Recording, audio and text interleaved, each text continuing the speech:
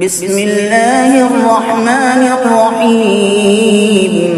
ياسين والقرآن الحكيم إنك لمن المرسلين على صراط مستقيم تنزيل العزيز الرحيم لتنذر قوما ما أنذر آباؤهم فهم غافلون لقد حق القول على أكثرهم فهم لا يؤمنون إنا جعلنا في أعناقهم أغلالا فهي إلى الأذقان فهم مقمحون وجعلنا من بين أيديهم سدا ومن خلفهم سدا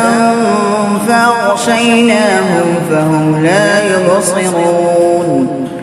وسواء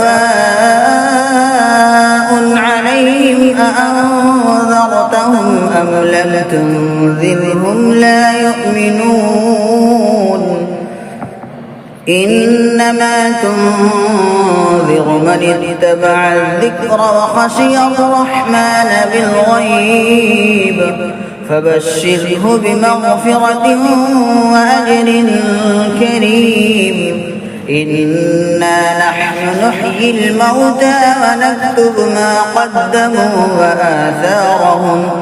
وكل شيء أحصيناه في إمام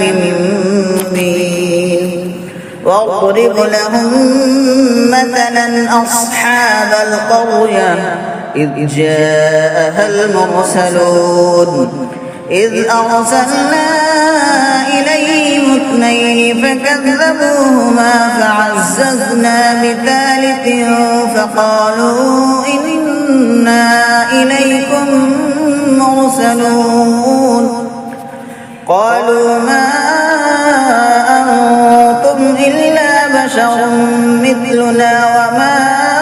أنزل الرحمن من شيء إن أنتم إلا تكذبون قالوا ربنا يعلم إنا إليكم لمرسلون وما علينا إلا البلاغ المبين قالوا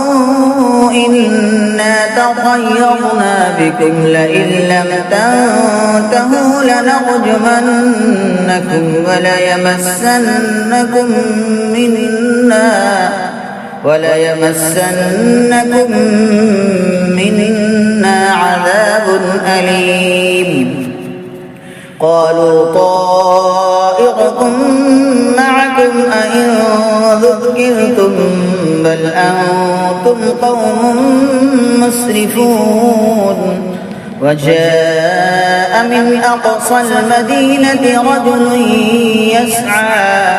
قال يا قوم اتبعوا المرسلين اتبعوا من لا يسألكم أجرا